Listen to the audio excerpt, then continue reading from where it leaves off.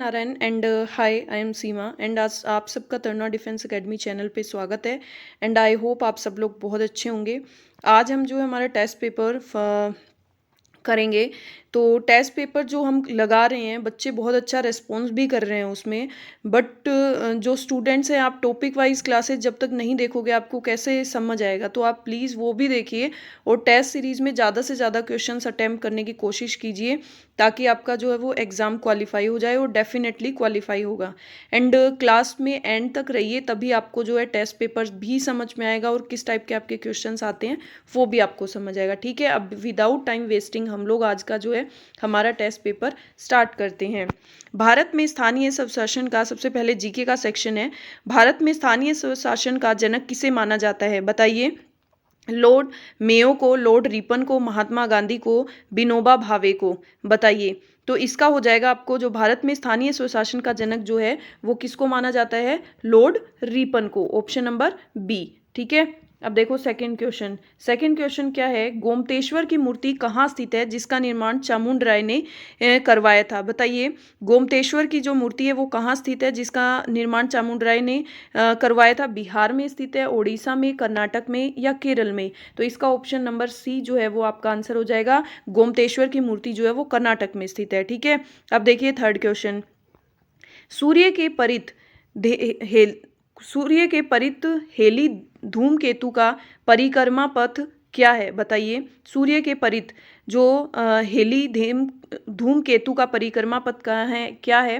वर्ताकार है, दीर्घवृत्तीय है, परवलयाकार है या अति परवलयीय है, बताइए क्या होगा। तो इसका हो जाएगा आपका ऑप्शन नंबर बी, दीर्घवृत्तीय। सूर्य के परित हेली धूमकेतु का परिक्रमा पथ क्या है, दीर्घवृत्तीय। ठीक है, ऑप्शन नंबर बी। अब देखो फोर्थ क्वेश्चन। फोर्थ क्वेश्चन क्या है, स्वतंत्र भारत के पहले मंत्रिमंडल 1947 में प्रधानमंत्री कौन थे, बताइए। स्वतंत्र भारत के पहले मंत्रिमंडल में प्रधानमंत्री कौन थे, डॉक्टर राजेंद्र प्रसाद, जगजीवन राम, जवाहरलाल नेहरू, सरदार वल्लभ भाई पटेल, बताइए। तो इसका होगा आपका ऑप्शन नंबर सी, कौन थे, सर जवाहरलाल नेहरू। अब देखिए question number fifth. Question number fifth क्या है, रैम का विस्तारित रूप बताइए, बताइए। रैम का तो आपको पता ही होगा, रियल एक्सेस मेमोरी है, रीड एक्सेस मेमोरी है, रिएक्शन एक्सेस मेमोरी है, रैंडम एक्सेस मेमोरी है। ये तो आपके जुबान पे होना चाहिए।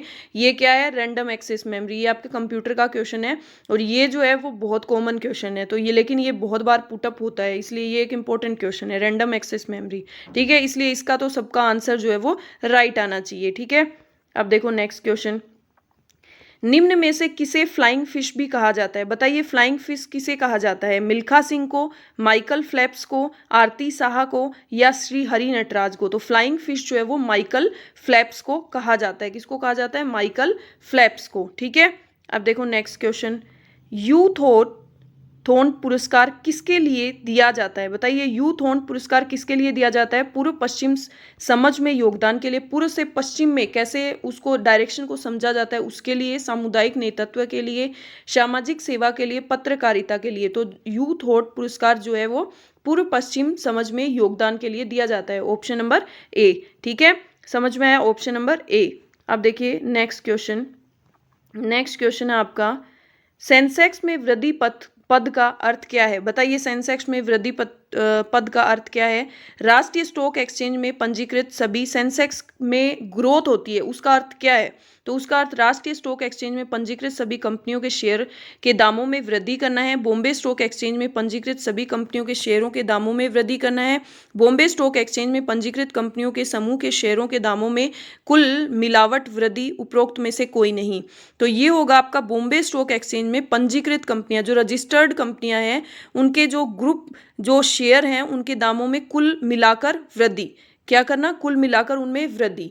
तो होगा ऑप्शन नंबर सी जो है वो आपका आंसर होगा। सेंसेक्स में वृद्धि का पद का जो है अर्थ बताया है। ठीक है, अब देखो नेक्स्ट क्वेश्चन क्या है। नेक्स्ट क्वेश्चन है, लक्ष्य क्या है। लक्ष्य एक पनडुब्बी है, एक एंटी टेक मिसाइल है, एक चालक रहित वायुयान है या एक लड़ाकू विमान है, बताइए। लक्ष्य जो है एक चालक रहित वायुयान है। ऑप्शन नंबर सी जो है वो आपका आंसर हो जाएगा। आप फटाफट आंसर करिए और अपनी जो है वो अपने आप को रैंकिंग दीजिए ताकि आपको पता चले कि आपका कहाँ स्टैंड कर रहे हो और कितने क्वेश्चन आप राइट कर रहे हो। ठीक है, क्लास में एनीवे आपको मज़ा आ रहा है या नहीं आ रहा टेस्ट पेपर करने में? ठीक है, आई होप आपको अच्छा लग रहा होगा, मज़ा आ रहा होगा। अभी देखो आपका नेक्स्ट क्वेश्चन, एशिया महाद्वीप में जनसंख्या की दृष्टि से सबसे बड़ा देश कौन सा है? बताइए, एशिया महाद्वीप में जनसंख्या की दृष्टि से सबसे बड़ा देश कौन सा है?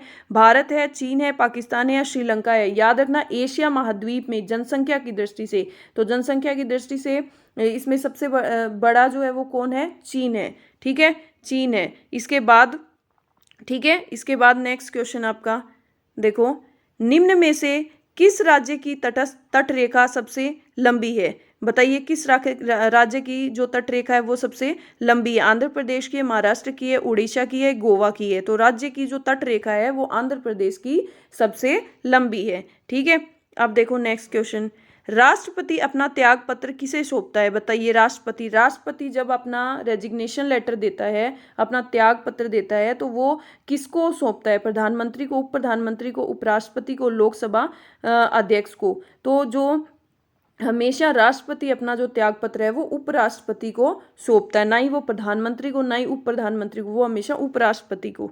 ठीक है, अब देखो, यूनिसेफ का मुख्यालय कहाँ स्थित है? बताइए, यूनिसेफ का लंदन में, पेरिस में, रोम में, न्यूयॉर्क में? तो यूनिसेफ का जो मुख्यालय है वो कहाँ स्थित है? न्यूयॉर्क में। कहाँ है? न्यूयॉर्क में। अब देखो नेक्स्ट क्वेश्चन, देखो, राष्ट्रीय खेल दिवस कब मनाया जाता है? बताइए, राष्ट्रीय खेल दिवस जो है वो कब मनाया जाता है? 14 जनवरी को, 15 मार्च को, 29 अगस्त को या 25 सितंबर को? बताइए, राष्ट्रीय खेल दिवस कब मनाया जाता है? तो राष्ट्रीय खेल दिवस जो है वो आपका मनाया जाता है 29 अगस्त को। कब मनाया जाता है? 29 अगस्त को। ये जो है आपके एक क्वेश्चन तो दिन से रिलेटेड आ ही जाता है कि ये कब मनाया जाता है, इस दिन क्या होता है। तो आपकी जो ये दिन से रिलेटेड जितने भी क्वेश्चंस है ना वो ज़्यादा से ज़्यादा आप करिए, क्योंकि ये क्वेश्चन जो है मोस्टली देखने के लिए मिलता है कि जो है इस दिन क्या मनाया जाता है, 8 मार्च को क्या है, इस तरह से। ठीक है, अब देखो नेक्स्ट, क्लास में इंटरेस्टिंग तरीके से बने रहिए, तभी क्लास में जो है वो मैडम टीचर को भी पढ़ाने में मज़ा आता है और स्टूडेंट्स को भी पढ़ने में मज़ा आता है। ठीक है, तो अब हम जो हमारा 15 क्वेश्चन करते हैं। इंद्राणी रहमान निम्न में से किस नृत्य से संबंधित है? इंद्राणी रहमान ये एक क्या है? नृत्य का टाइप है। तो ये किससे संबंधित है? ओडिसी से, मणिपुरी से, कथक से, भरतनाट्यम से? बताइए, इंद्राणी रहमान जो है वो ओडिसी नृत्य से संबंधित है। किससे है? ओडिसी से। ठीक है, समझ में आया? अब देखो नेक्स्ट, देखो, शुष्क शैल में कौन सी ऊर्जा संग्रहित होती है? बताइए, शुष्क शैल में कौन सी ऊर्जा संग्रहित होती है? वैद्युत होती है, ऊष्मीय होती है, यांत्रिक होती है या रासायनिक होती है? शुष्क शैल में जो ऊर्जा संग्रहित होती है वो कौन सी होती है? आपकी रासायनिक। कौन सी होती है? रासायनिक। ठीक है, अब देखो नेक्स्ट, देखो, मनुष्य कब लिफ्ट में अपना भार महसूस करता है? बताइए, मनुष्य जो है लिफ्ट में अपना भार कब महसूस करता है? त्वरण के साथ ऊपर जाते, जब वो ऊपर जाता है, त्वरण के साथ नीचे जाते समय, वेग के साथ ऊपर जाते समय या वेग के साथ एकदम तेजी से? वेग मतलब तेजी से ऊपर जाते, तेजी से। त्वरण के साथ धीरे वो ऊपर जाता है, नीचे आता है। तो त्वरण के साथ जब वो ऊपर जाता है, ऊपर तो आप वैसे भी अगर आप सीढ़ियाँ चढ़ते हैं तो भी आपको कितना भारी फील होता है ना, आपको जो है उतरते टाइम इतना आपको फील नहीं होता जितना आपको चढ़ते टाइम आपके क्या हो जाता है, सांस ऐसे हो जाता है, ऊपर नीचे होने लगता है। तो वो चीज़ होती है तो त्वरण के साथ ऊपर जाते समय। तो ऑप्शन नंबर ए जो है वो इसका आंसर हो जाएगा। ठीक है, अब देखो नेक्स्ट, एक दी गई वायु के आयतन में जलवाष्प की मात्रा को जाना जाता है। बताइए, एक दी गई वायु के आयतन में मतलब घन मीटर के आयतन में जलवाष्प की मात्रा को जाना जाता है। बताइए, जलवाष्प की मात्रा को मिश्रित, अनुपात, निरपेक्ष आर्द्रता, विशिष्ट आर्द्रता, सापेक्षिक आर्द्रता? तो इसका हो जाएगा ऑप्शन नंबर बी, निरपेक्ष आर्द्रता। ठीक है, समझ में आया? अब देखो नेक्स्ट, प्रकाशीय गैस निम्नलिखित में से किस सिद्धांत पर कार्य करता है? जो प्रकाशीय गैस है वो किस सिद्धांत पर कार्य करता है? परावर्तन, प्रकीर्ण, ध्रुवण और व्यतिकरण? बताइए, तो जो प्रकाशीय गैस है वो आपके परावर्तन पे डिपेंड करता है। ठीक है, कार्य करता है। अब देखो नेक्स्ट क्वेश्चन, नेक्स्ट क्वेश्चन है, प्रसिद्ध बिग बैंग थ्योरी किस सिद्धांत पर आधारित है? बताइए, प्रसिद्ध जो बिग बैंग थ्योरी है वो किस सिद्धांत पर आधारित है? वो जिमोन प्रभाव पर, डोपलर प्रभाव पर, डी ब्रोगली प्रमेय पर, या उष्मागतिकी के सिद्धांत पे? तो प्रसिद्ध बिग बैंग थ्योरी है वो डोपलर प्रभाव पर आधारित है। ऑप्शन नंबर बी जो है वो आपका आंसर हो जाएगा। ठीक है, अब देखिए नेक्स्ट क्वेश्चन। नेक्स्ट देखो, निम्न में से किस अणु में बंध कोण अधिकतम है? बताइए, किस अणु में बंध कोण अधिकतम है? CH4 में, H2O में, CO2, BF4 में? तो जो अणु जो है किस अणु में, तो CO2 जो अणु है उसमें बंध कोण क्या होता है? अधिकतम होता है। CO2 इसका आंसर हो जाएगा। ठीक है, अब देखो नेक्स्ट क्वेश्चन। समझ में आ रहा है आपको? ये क्वेश्चंस आपको ज़्यादा से ज़्यादा लर्न हैं, इसी टाइप के क्वेश्चंस आएंगे आपके। तो ये जो है वो एक भी क्वेश्चन आप मिस मत करो और ट्राई करो ज़्यादा से ज़्यादा आंसर करने की। देखो, अश्रु गैस का रासायनिक नाम क्या है? बताइए, अश्रु गैस का रासायनिक नाम chloro acetophenone, benzophenone, acetophenone, ब्रोमोक acetophenone. बताइए, अश्रु गैस का रासायनिक नाम क्या है? अश्रु गैस का रासायनिक नाम क्लोरो एसीटोफिनोन। अश्रु गैस का रासायनिक नाम क्या है? Chloro acetophenone. Option number A जो है वो आपका आंसर हो जाएगा। ठीक है, अब देखिए क्वेश्चन नंबर 23। हड्डियों और दांतों का मुख्य संघटक क्या है? हड्डियों और दांतों का मुख्य संघटक क्या है? Calcium nitrate, calcium phosphate, calcium bicarbonate, calcium magnesium. तो जो हड्डियों और दांतों का मुख्य संघटक है क्या है? Calcium phosphate. क्या है? 23 का हो जाएगा आपका option number B, calcium phosphate. ठीक है, अब देखो नेक्स्ट।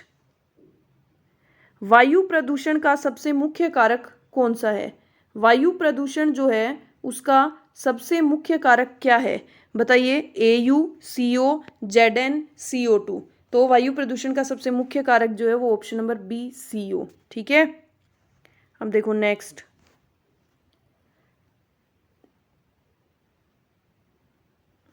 टांका किस धातु का मिश्रण है? बताइए, टांका जो है वो किस धातु का मिश्रण है? सोल्डर, टिन और लेड का, जिंक और लेड का, टिन और जिंक का, जिंक और कॉपर का। तो टांका जो है वो टिन और लेड। ऑप्शन नंबर ए जो है वो इसका आंसर हो जाएगा।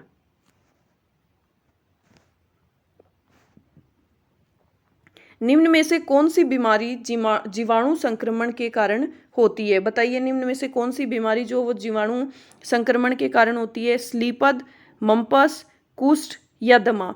बताइए, क्या होती है निम्न में से कौन सी जो बीमारी है वो जीवाणु संक्रमण के कारण? तो जीवाणु संक्रमण के कारण जो वो आपका कुष्ठ रोग होता है। क्या होता है? कुष्ठ रोग। Option number C. ठीक है, अब देखो, विटामिन डी की कमी से कौन सा रोग होता है? रतौंधी, स्कर्वी, बेरी या रिकेट्स? विटामिन डी की कमी से जो है वो आपके रिकेट्स, कौन सी बीमारी होती है? रिकेट्स। Option number D. ठीक है, अब देखो क्वेश्चन नंबर 28। मानव शरीर में भोजन मुख्यतः किसमें पचता है? बताइए, मानव शरीर में भोजन उदर में पचता है, बड़ी आंत में, यकृत में, छोटी आंत में? तो मानव शरीर में भोजन जो है वो छोटी आंत में पचता है। किस में पचता है? छोटी आंत में। ठीक है, अब देखिए, साइनोव्यत द्रव्य किस में पाया जाता है? बताइए, साइनोव्रत जो द्रव्य है वो किस में पाया जाता है? वो मांसपेशी में पाया जाता है, गुर्दा में पाया जाता है, यकृत में या जोड़ में? तो जो साइनोव्यत द्रव्य है वो आपके जोड़ में पाया जाता है। ऑप्शन नंबर डी जो है वो आपका आंसर हो जाएगा। ठीक है, अब देखो नेक्स्ट। निम्न में से कौन सी जड़ है? ये जो सब्जियां उगाई जाती है इसमें से जड़ कौन सी है? प्याज, आलू, गाजर और अदरक। बताइए, ये तो आपको पता ही होगा कि जड़ कौन सी है। तो जड़ जो होती है वो गाजर होती है। गाजर जो है वो एक प्रकार की जड़ ही होती है। ठीक है, बाकी सब तो क्या आपकी सब्जी बन के आती है, तो गाजर जो है वो एक जड़ ही होती है, वही बनती है। ठीक है, अब देखो आपके उसके साइंस के और जीके के क्वेश्चन हो गए हैं। अब देखो आपकी रीजनिंग स्टार्ट हो रही है। ठीक है, अब देखो रीजनिंग में फर्स्ट क्वेश्चन देखो, 1000 के अक्षरों से निम्न में से कौन सा शब्द नहीं बनाया जा सकता? ये जो आपको एक लेटर दिया है, इस लेटर से इनमें से कौन सा जो है वो नहीं बनाया? तो ऑप्शन से ही हम चेक करेंगे। देखो, HAND, तो H सेकंड नंबर पे AND, मतलब फर्स्ट वाला बन जाएगा SOUND, तो SOUND ये भी बन जाएगा। अब थर्ड वाला चेक करो SAND, ये तो चारों चीज लाइन में ही है SAND, मतलब फोर्थ वाला DUES, तो इसमें जो है वो E नहीं है, तो आपका जो है इसमें से ऑप्शन नंबर D जो है वो नहीं बनेगा। ठीक है, अब देखो नेक्स्ट क्वेश्चन,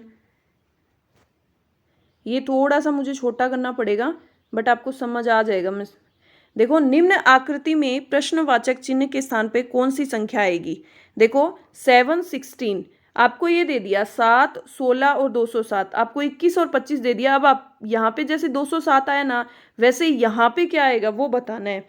तो वो यहाँ पे हम कुछ इसमें ट्रिक फॉलो करिए, कुछ ऐसा इसमें रूल लगा है कि या तो इन दोनों का कुछ ऐसा आया है, तो हम देखते हैं। देखो आपको 207 है, तो ये आपको मल्टीप्लाई लग रहा है 6 7 42, तो मल्टीप्लाई नहीं है, जोड़ और सब्ट्रैक्शन तो हो ही नहीं सकता। तो हम देखो कुछ स्क्वायर का ही देखते हैं। तो देखो 16 की स्क्वायर आपकी कितनी होती है 256, और 7 की स्क्वायर आपकी कितनी है 49। अब अगर इसमें से आप लेस कर दो, ऐड करने वाला तो नहीं हो सकता, लेस कर दो, तो 16 में से आपके 9 गया, कितना बचा 16 में से 9 गया आपके 7 बचा, फिर यहाँ पे 4 में से 4 गया 0, ये 2 आपके आ गया ना 207। अब देखो, अब हम यही पैटर्न इसमें फॉलो करेंगे, ये पैटर्न इसमें फॉलो करेंगे, तो 25 की स्क्वायर आपकी क्या हो जाएगी 625, 21 की स्क्वायर आपकी क्या हो जाएगी 441। ये मैंने आपको करवा दिया, जो टॉपिक वाइज क्लासेज हैं उसमें स्क्वायर निकालना। अब देखो 5 में से 1 गया आपके 4, ठीक है, 12 में से 4 गया आपके 8, और 5 में से 4 गया 1, तो इसका आंसर क्या आ जाएगा 184। यहाँ पे आपके क्या आएगा 184, तो ऑप्शन नंबर ए जो है वो आपका आंसर हो जाएगा। ठीक है, समझ में आया। अब देखो नेक्स्ट इस टाइप के क्वेश्चन आते हैं, सो अवॉइड तो कुछ भी मत करो आप। देखो ये सब दिख रहा है ना आपको, थोड़ा सा मुझे स्मॉल करना पड़ रहा है। देखो निम्न आकृति में उस क्षेत्र को चुनिए जिसमें डॉक्टरों को, ये थोड़ा सा ध्यान से समझिए, ये क्वेश्चन देखने में इजी लग रहा है बट इसमें ना एक डिजिट से ही पूरा गड़बड़ हो जाता है। देखो ये मैं ध्यान से समझाती हूँ आपको। निम्न आकृति में उस क्षेत्र को चुनिए जिनमें उन डॉक्टरों को दर्शाया गया जो अविवाहित डॉक्टर परंतु महिला नहीं है। देखो इसने क्या बोला है, ये सारे क्या है डॉक्टर हैं, जिनमें उन डॉक्टरों को दर्शाया गया है जो अविवाहित, जो अनमैरिड डॉक्टर हैं परंतु लेडीज नहीं है। आपको बताना है वो डॉक्टर बताने हैं जो मैरिड नहीं है और जो महिला नहीं है, मतलब मेल आपको अनमैरिड, मेल अनमैरिड जो है वो आपको डॉक्टर बताने हैं।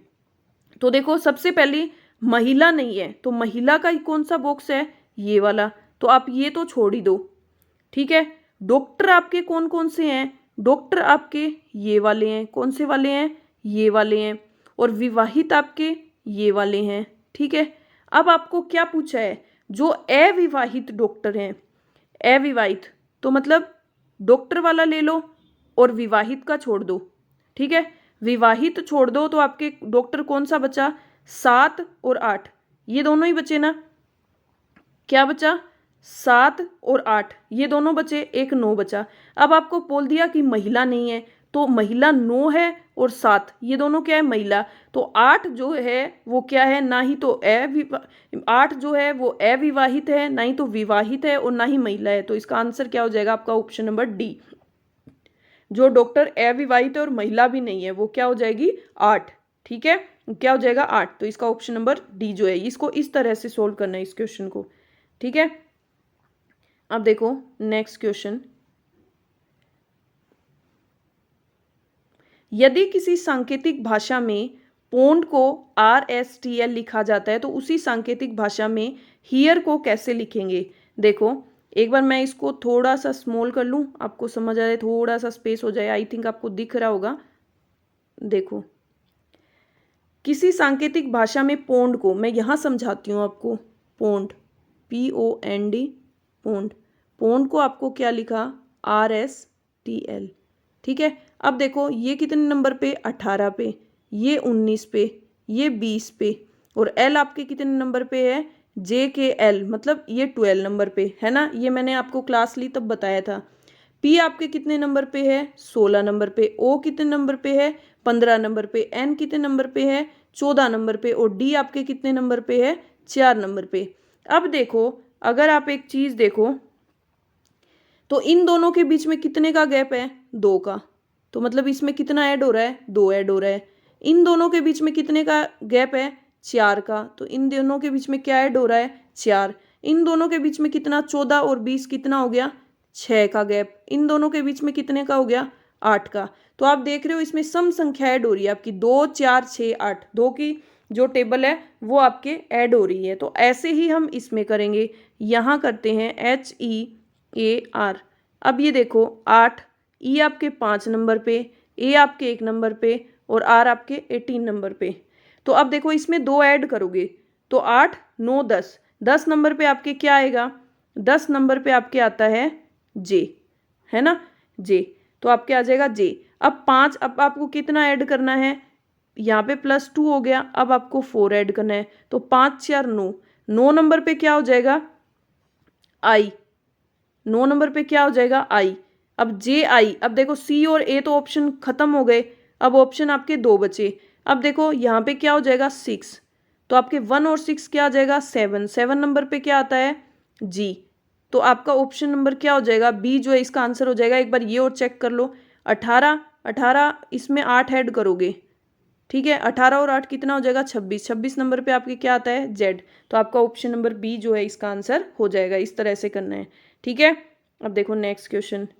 नेक्स्ट तो आपने पहले ही देख लिया होगा। देखो, दिए गए विकल्पों में से भिन्न शब्द को चुनिए। बताइए भिन्न शब्द कौन सा है, अकबर, शेरशाह, जहांगीर और शाहजहां। अलग कौन सा है इसमें से। देखिए ये सारे राजा थे, अकबर भी था, जहांगीर भी था और शाहजहां भी था पहले का। लेकिन शेरशाह कहाँ का राजा था, क्या था, कुछ पता है, नहीं पता ना, ये अलग सा ही लग रहा है। तो इसका जो है ऑप्शन नंबर बी जो है वो इसका आंसर हो जाएगा। अब देखो नेक्स्ट। देखो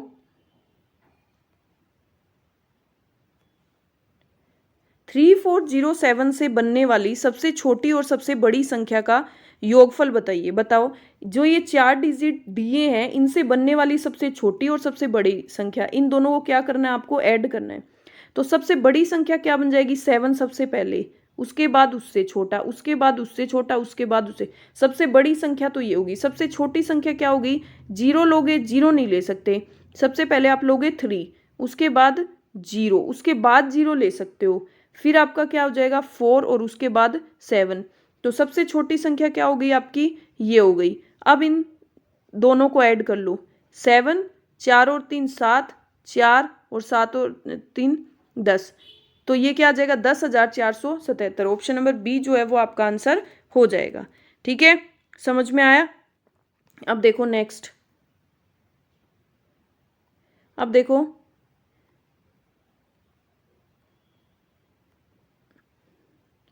दिख रहा है ना आपको। देखो अब इसको क्या करना है, इसका टोटल करके और आपको इसमें से क्या करना है, 100 में से लेस करना है, तो वो वैल्यू बतानी है आपको। अब आप इसको ऐड कैसे करोगे, आपको इस तरह से इसको लिखना नहीं है, आप यहीं ऐड कर लो। देखो 4 4 4, तो 4 तिये 12, एक हासिल लग गई आपके, 8 2 10, 10 और 7 कितना हो गया, 10, 8 2 10, ठीक है। यहाँ पे 0 10 और एक क्या आ गया, 11, एक हासिल लग गई, 8 2 10 1 11। अब देखो ये यहाँ पे 7 और 7 14, 14 और 1 15, यहाँ पे 15 की एक हासिल लग गई। अब देखो ये कितना आ जाएगा, 9 और 5 कितना, पहले ये कर लो, 8 8 16 1 17, 17 और 5 22, 22 और 1 23, 23, अब 2 हासिल लग गई, 2 और 1 3, 3 2 5, ऐसे यहीं ऐड कर लो, ठीक है। अब हमें क्या करना है, इधर लेके जाएंगे तो 100 में से लेस करना है ना, तो पहले ये एक बार ऊपर इसको इरेज कर देते हैं, यहीं लेस कर देंगे इसमें, ठीक है। अब देखो अब इसको 100 में से लेस करना है ना। देखो अब देखो 10 में से 2 गया 8, यहाँ से एक हासिल ले ली। अब 9 में से 1 गया 8, 9 में से 5 गया 4, अब देखो 9 में से 3 गया 6 और 9 में से 5 गया 4, तो 46.488। ऑप्शन नंबर बी जो है वो आपका आंसर हो जाएगा, ठीक है, समझ में आया। अब देखो नेक्स्ट क्वेश्चन। हर क्वेश्चन को ध्यान से समझते जाओ तो आपको अच्छे से समझ में आएगा। अब देखो नेक्स्ट क्वेश्चन है आपका एक्स की square plus 1/x² is equal to -1। तो आपको एक्स की स्क्वायर 6 बताना है, तो सबसे पहले आप क्या ले लो, सबसे पहले आप एक्स की स्क्वायर का एलसीएम ले लो। अब एलसीएम लोगे तो एक्स की स्क्वायर क्या आ जाएगी आपकी, एक्स की पावर 4। अब ये क्या आ जाएगी, यहाँ पे एक्स की स्क्वायर को करेंगे तो ये तो 1 ही आ जाएगी, -1। अब इसको इधर ले लो, एक्स की power 5 plus 1 is equal to ये माइनस एक्स की स्क्वायर। अब ये इधर आ जाएगा, एक्स की पावर 5 इधर आ जाएगा तो प्लस का एक्स की स्क्वायर इज इक्वल टू ये आ जाएगा -1। अब आपको पता है, ये घात वाले चैप्टर में बताया था मैंने, जब आपकी पावर, जब आपका घात बेस सेम और पावर अलग अलग हो तो ऐड हो जाती है। तो 4 और 2 6, -1 आपको चाहिए क्या, एक्स की पावर 6। एक्स की पावर 6 की वैल्यू क्या आ गई आपकी, -1। ठीक है, समझ में आया, समझ में आ रहा है ना, या फिर क्लास थोड़ी फास्ट हो रही है, समझ में तो आ रहा है ना। देखो अब नेक्स्ट क्वेश्चन,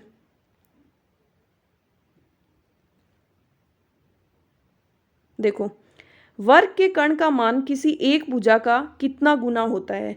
वर्ग के कर्ण का मान किसी एक भुजा का कितना गुना होता है, तो वर्ग के कर्ण का मान जो है वो किसी एक भुजा का √2 गुना होता है।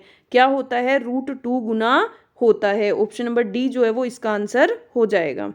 अब देखिए नेक्स्ट, देखो एक घन का आयतन 125 घन मीटर है, तो इसकी एक भुजा कितनी होगी। देखिए एक घन का आयतन कितना होगा, घन का आयतन क्या होती है आपकी, भुजा की क्यूब। तो जब आपको इसकी एक भुजा पूछी है तो आपका क्या हो जाएगा, जो आयतन होगा उसका क्या हो जाएगा, वर्गमूल हो जाएगा।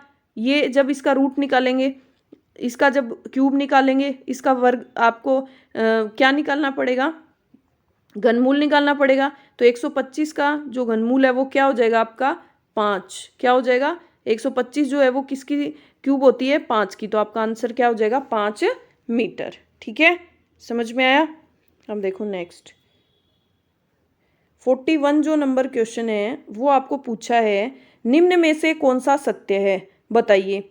तो sin² is equal to 1 - cos², cos² is equal to 1 - sin², sec² is equal to 1 + tan², या ये सभी, ये तीनों जो है आपकी, ये सर्वसम्मिकाएं हैं 3, तो ये आपकी तीनों ही राइट हैं। ठीक है, ये तीनों ही आपकी राइट हैं, इसलिए तीनों ही सही हो जाएंगी। तो इसलिए अब इसका ऑप्शन हो जाएगा ये सभी। ठीक है, अब देखो नेक्स्ट क्वेश्चन। अब नेक्स्ट क्वेश्चन में क्या है,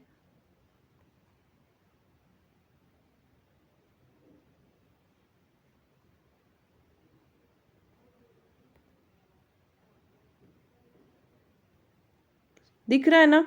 देखो अब नेक्स्ट क्वेश्चन में क्या है आपका, नेक्स्ट क्वेश्चन में आपको ये दे दिया, तो हम क्या करेंगे इसको, x is equal to 594 divide by 1485। अब ये जिससे कटता है उससे काट लो। पहले अपन देखो 3 की टेबल से कटता है, तो पहले 3 की टेबल से काट लो। देखो और कुछ समझ नहीं आ रहा ना, तो 3 एकम 3, यहाँ पे 2 29, तो 3 में 27, 28 और 29, 3 8 24। अब देखो 3 से ये भी कटता है क्या, 3 चौके 12, 2 28 और 3 में 27 और 3 5 15। अब देखो अगर 11 की टेबल से कटता है ये, 11 एकम 11, 11 एकम 11 और फिर यहाँ पे 8 बच जाएगा, 11 8 88। अब देखो 11 चौके 44, 5 बच गया, 11 5 55। अब देखो ये आपका सीधा किससे कट रहा है, 9 से कट रहा है, 9 दूनी 18 और 9 5 45। तो आपका आंसर हो जाएगा 2/5। शॉर्टली काम करने की कोशिश करो, ज़्यादा से ज़्यादा आपको लर्न हो, जितना आपको याद हो कि हाँ इस टेबल से कट जाएगा, कोशिश करो आप शॉर्टली उसको, आप बड़ी से बड़ी टेबल कट से कट करने की। नहीं आता है तो 2 और 3 तो लास्ट ऑप्शन फिर है ही। ठीक है, इसका आंसर हो जाएगा 2/5। समझ में आ रहा है, आई होप समझ आ रहा होगा। बहुत ट्राई कर रही हूँ आपको अच्छे से बेस्ट कंटेंट एंड बेस्ट जो है वो समझाने का। अब देखो ये देखो 216 और 252 का आपको क्या बताना है, HCF निकालना है। ठीक है, HCF निकालना है तो क्या महत्तम समावर्त्य निकालना है आपको, ठीक है, हाईएस्ट कॉमन फैक्टर। तो ये मैंने आपको सिखा रखा है, कैसे निकालोगे, ये देखो, ये कैसे निकालोगे, देखो पहले यहाँ पे आप लिख लो 216 और 252। अब आपको और कुछ नहीं दिख रहा, 2 की टेबल से काट लो, 2 इंटू 108, 2 इंटू 1, 2 दूनी 4 और 2 छिक 12। अब यहाँ पे आपका क्या आ जाएगा, कॉमन है ये 2, ये ले लो। अब देखो 108 आपके 18 की टेबल में 108 भी आता है और 126 भी। तो देखो 18 छिके 108 और 18 साते 126, तो आपके कॉमन क्या आ जाएगा, 18। अब 6 और 7 में कुछ भी कॉमन नहीं है, तो 18 दूनी 36, आपका ऑप्शन आ जाएगा ऑप्शन नंबर बी। ठीक है, समझ में आया। अब देखो नेक्स्ट, अब आपको दिया है 80 का, इन्होंने बोला है 80 का 5% का 5% बताइए। ठीक है, तो देखो 1 0 से 1 0 गई, 5 दूनी 10, 2 चौके 8। अब ये कट जाएगा आपके 4, ये अगर काटो तो काट लो, वरना क्या आ जाएगा, 4 5 20 और 10, 1 0 से 1 0 गया। अब इसमें आप डिवाइड करोगे तो क्या आ जाएगा, एक ही 0 है ना, तो आ जाएगा 0.2। यहाँ पे 20 लाना पड़ेगा, 20 लाने के लिए आपको क्या करना पड़ेगा, एक पॉइंट लगाना पड़ेगा, इसलिए आपका क्या आ जाएगा, ऑप्शन नंबर बी 0.2। ठीक है, समझ गए। अब देखो नेक्स्ट, देखो नेक्स्ट क्वेश्चन क्या है, यदि नींबू 1 रुपए में 8 के भाव से खरीद कर 10 के भाव से बेचे गए तो प्रतिशत हानि होगी। देखो ऐसी कंडीशन आपको दे कि 1 रुपए में बेचकर इतने खरीद कर और इतने में बेचा, तो हमेशा हमारी जो हानि होती है, जो लाभ, हम किस पे निकालते हैं, सेल प्राइस पे निकालते हैं। इस कंडीशन में देखो आपको कितने का लॉस हो रहा है, 2 नींबू का लॉस हो रहा है, कितने पे लॉस हो रहा है, 10 पे। ठीक है, तो कितना आ जाएगा, 100, 2 5 10, ये कितना आ जाएगा, 20। आपको कितने परसेंट की हानि हुई, 20% की। ठीक है, स्वीट एंड शॉर्ट निकालो, आपका क्वेश्चन 2 मिनट में, आप 10 सेकंड में सोल्व करो। ठीक है, वही जो है वो शार्प माइंडेड एंड जो है वो स्मार्ट वर्क होता है। ठीक है,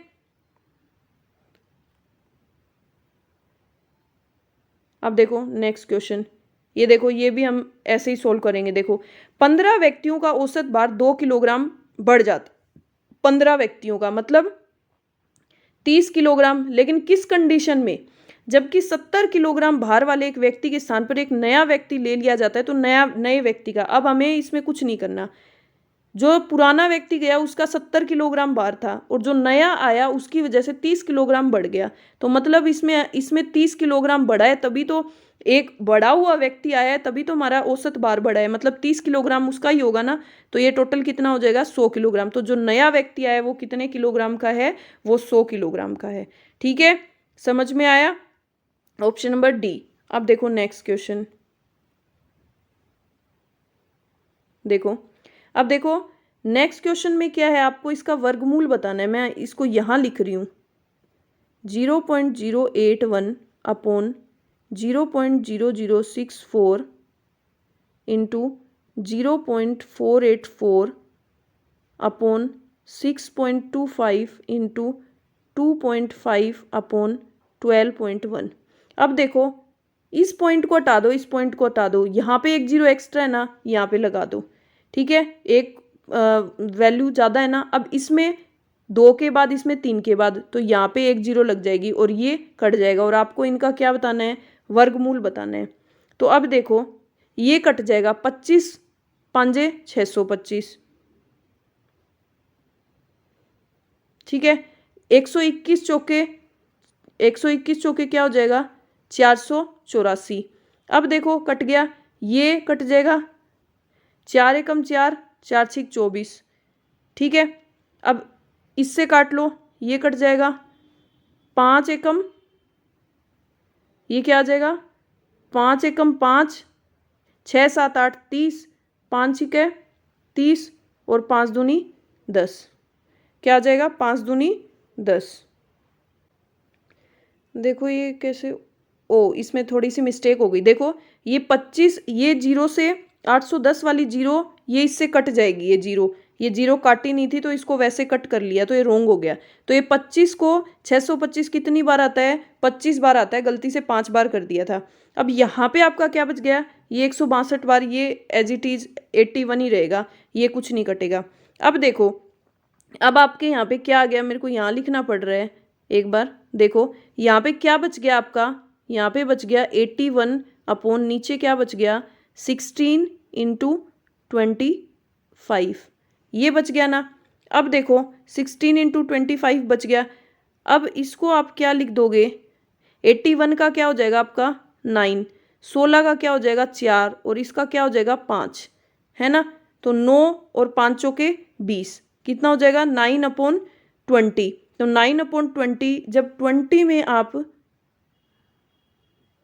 9/20 करोगे, अब इसके अंदर आप भाग दोगे तो आपके क्या लग जाएगा, अब इसका तो यहाँ पे क्या लगेगा 0 पॉइंट, ठीक है। यहाँ पे आपको क्या लगानी पड़ेगी, एक जीरो, तो जीरो लगानी पड़ेगी, तो जीरो लगानी पड़ेगी तो आपके क्या आ जाएगा, यहाँ जीरो लगानी पड़ेगी तो ये क्या आ जाएगा 20 चौके 80, 80 और 80 10 बच गया और 10 फिर एक जीरो और लगाएंगे तो 20 पंजे 100। इसका आंसर क्या आ जाएगा आपका 0.45।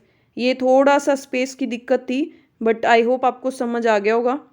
देखो अब नेक्स्ट क्वेश्चन, इसको थोड़ा सा छोटा कर लेते हैं ताकि आपको अच्छे से समझ आ जाए। देखो रमेश एक बैंक से 500 रुपये उधार लेता है, यदि बैंक की ब्याज दर 6% वार्षिक हो तो 3 वर्ष में उसे कितनी राशि लौटानी पड़ेगी। देखो 500 रुपये उधार लेता है, कितने वर्ष में, 6% वार्षिक ब्याज की दर से, कितने साल के लिए, 3 साल के लिए, तो उसे कितनी राशि लौटानी पड़ेगी, 5 6 30 और 30 तिया 90, तो कितनी लौटानी पड़ेगी 500 + 90, 590। ऑप्शन नंबर सी जो है वो आपका आंसर हो जाएगा, ठीक है।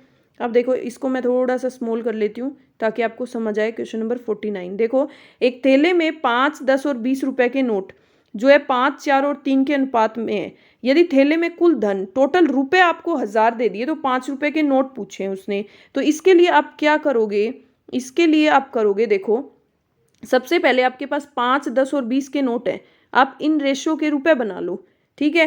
5 नोट मान लो, 5 नोट कितने हो गए, रुपए कितने हो गए, 5 नोट के हिसाब से 25, 5 5 25।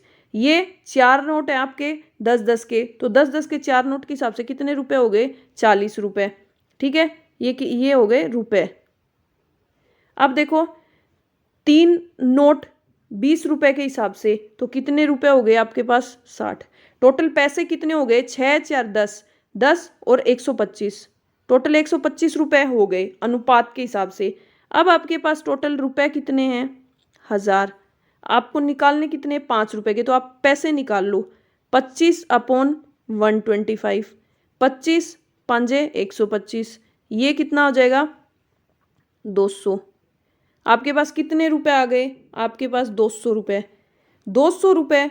अब 5 में अगर आप 200 रुपए का भाग दोगे 5 5 के तो कितना आ जाएगा, 5 चौके 20 40, आपके पास 200 रुपए के हिसाब से 5 रुपए के कितने नोट हो गए 40 नोट हो गए। आपका ऑप्शन हो जाएगा, ऑप्शन आंसर हो जाएगा ऑप्शन नंबर डी। समझ में आया। अब देखो लास्ट क्वेश्चन,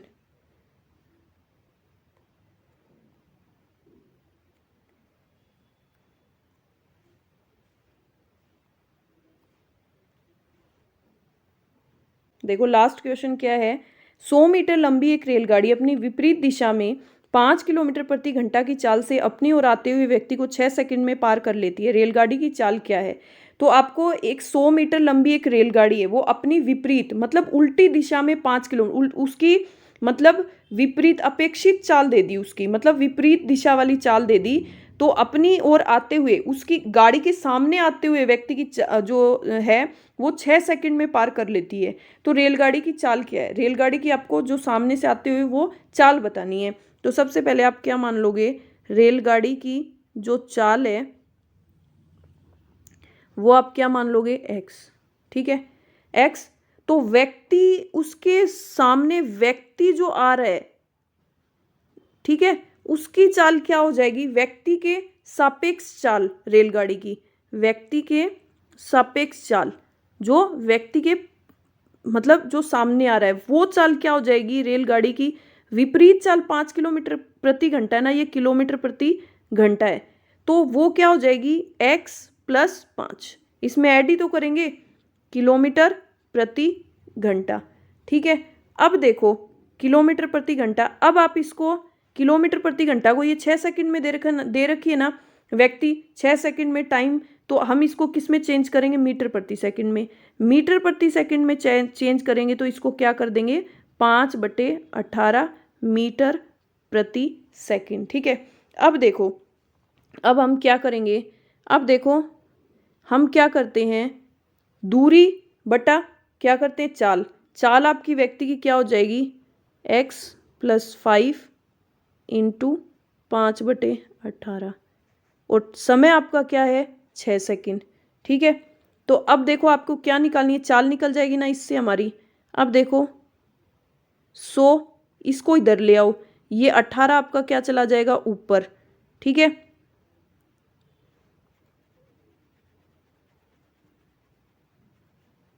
ये दूसरा पेन ले लेते हैं, ये देखो 100 × ये 18 ऊपर चला जाएगा, अब ये 5 तो इधर ही रहेगा, ये 6 आ जाएगा, अब ये x+5 को इधर ले जाएंगे। ठीक है, अब देखो जो कटता है वो काट दो, 6 × 18 5 20, ये कितना आ जाएगा आपका 20 × 60 = x+5। अब आप करोगे तो x = 60 में से क्या घटा दोगे 5 घटा दोगे, तो आपका क्या आ जाएगा ये 55 किलोमीटर प्रति घंटा। ठीक है, तो आपका आंसर क्या हो जाएगा, रेलगाड़ी की जो चाल है वो क्या आ जाएगी 55 किलोमीटर प्रति घंटा। ठीक है, आई होप मैं बहुत मेहनत कर रही हूँ आपके पीछे, आपको समझ आया होगा, और एंड तक पूरी क्लास को देखिए, एंड कल फिर मिलेंगे। Thank you so much, bye bye, पूरा जो है वो वीडियो को देखने के लिए।